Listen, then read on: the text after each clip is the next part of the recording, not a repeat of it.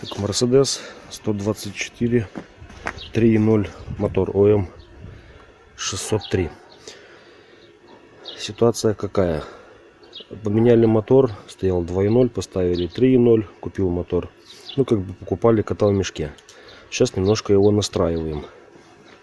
Заводишь, запускаешь двигатель на холодную, там, или тут как летом, или зимой, оно без разницы. Запускаешь двигатель, и такой легкий подтрой, пока немножко не прогреется, начинает выравниваться обороты. Ну и начали искать причину. Ну как искать? Не искать, а уже подыскивать по форсункам. Проверить как бы не очень-то их и сложно с таким дедовским методом. Сразу начал их на работающем двигателе трогать трубки руками. Так по одной щупаешь, трогаешь. И отличие я услышал. Форсунка, вот эта форсунка на 5-м цилиндре у меня так по трубке такой стук слышно. Потом взял фонендоскоп, ну так называемый. Вот такой фонендоскоп у меня. Представляешь фонендоскоп к трубке. Сверху вот тут делаешь так немножко не полностью, чтобы ухом слушать. Можно немножко ухо поранить. Мотор-то вибрирует. А вот так немножко расстояние делаешь и прилаживаешь к уху. И каждую форсуночку вот так этой трубкой слушаешь, палкой этой слушаешь.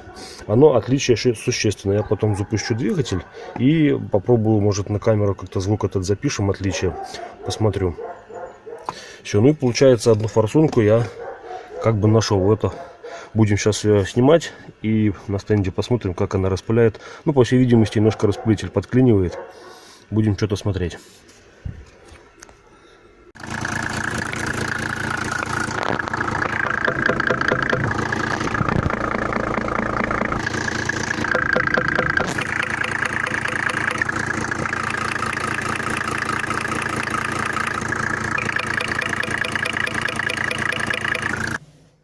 Отпустили мы топливную арматуру, сняли трубку, так называемую, сняли шланжики обратки.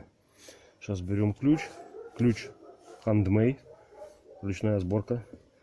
Простая головка на 27, распустили, между ставочку ставили трубы. И получается вот такой ключ у нас. Ну, будем отпускать форсуночку. Аккуратненько, чтобы ничего не ломануть, особенно трубки обратки, которые торчат, они очень крохкие. Вот. Все отпустилось, не очень-то трудно, все легко.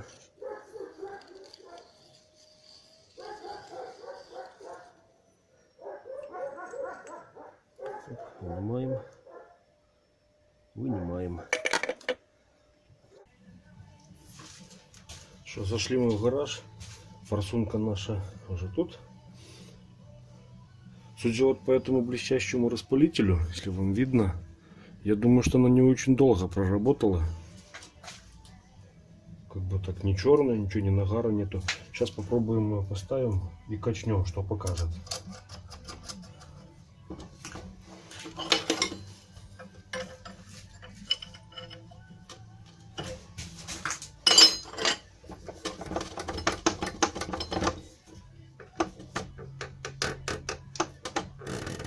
Своих 115 бар держит, но распыл не очень и брызгается. Если вам видно, такие брызги, капельки вылетают.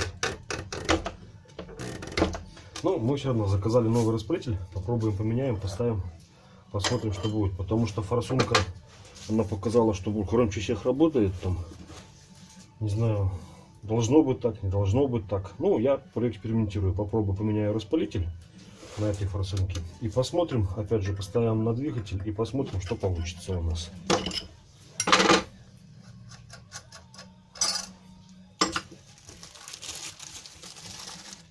Купили мы распылитель вот в таком вот пакетике красивом. Дорогой не брали, потому что я не знаю, пока пробую, экспериментирую. Если я вдруг что-то не так сделаю, чтобы не так было жалко, что мы испортили.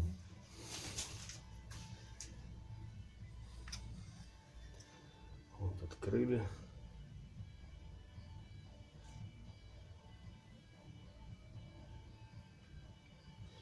Так, положим его в чистое топливо, солярочку, пускай там. Сейчас разбираем нашу форсунку.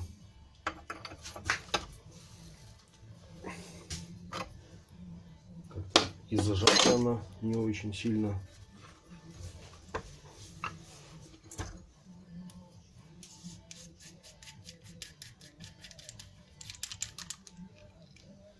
Корпус. Распылитель с иглой. Проставочка. Грибочек. Пружинка. Ну и там должны быть шайбочки. Шайбочки. Вот даже две штучки регулировочные, даже две. Мы их туда положим. Так, что у нас распылитель? Игла. Как бы и движется нормально. Где-то немножко цепляется. Может, это тому и вино эти штуки, что ну, как-то немножко зацеп есть. Должна, в принципе, как говорят, должна опускаться под своим весом. Тут ныряет, тут опускается. Даже, в принципе, по-правильному под 45 угол должен быть на опускание.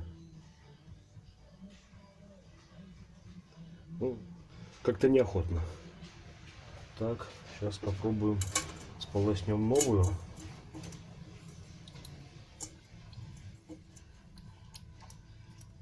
Потому что мыть нужно, там немножко есть консервационные смазки. И тут не желает. Так опускается. В принципе, почти как наша. Может, потому что она дешевая. Нет, опускается нормально. Так. Все, сейчас попробуем поставим. Посмотрим, что у нас получится. Так, немножко тут сполоснем. Наши шайбочки. Две почему-то, видно, регулировали. Так. Пружинка. Вот эта проставочка. Или грибочек, или проставочка. Вот эта проставочка тоже, ее нужно немножко почистить. Вот тряпочку. Это те вот места. Как бы не видно, что и пробито, ну, подбито чем-то, ну, что такое ровное. Немножко вот от иглы есть пробой. Это, если немножко пробито, ну, подбита она будет пропускать в обратку немножко тогда лишнее. Вот. Распылитель нашел, игла сама улетает. Опасно, конечно. Ставим. Корпус.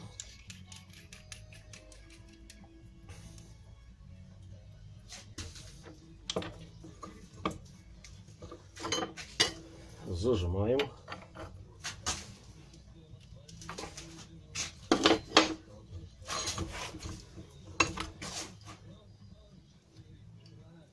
И ставим сюда. Сейчас кульминационный момент. Интересно, как она будет.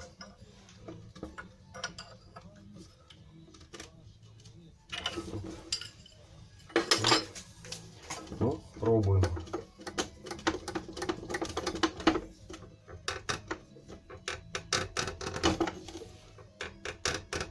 Да, конечно, вам, наверное, плохо будет видно, но распыл, не знаю, как хочется сказать, идеальный. И давление у нас где-то 110, вот как 115, даже чуть больше. Я думаю, оно еще на новом распылителе поработает и станет чуть ниже, может бар на 5, на 7. Ну что, будем сейчас пробовать ставить ее на двигатель, форсунку, и запустим мотор, посмотрим, как у нас будет отличие. По звуку будет стук или не будет форсунки этой. Все, идем ставить. Вышли на улицу, погодка сегодня не очень, дождик, ветер. Еще один момент такой небольшой. Вот когда будете ставить форсунку и шайбу теплоизоляционную, все говорят, ну не все, многие говорят, можно ставить старую шайбу, можно оставлять новую, ставить новую. Ну, не знаю, у кого есть с чем сравнить, вот старая шайба, когда ее ложишь на форсунку вот так, она полностью плоскостью прилегает к корпусу форсунки.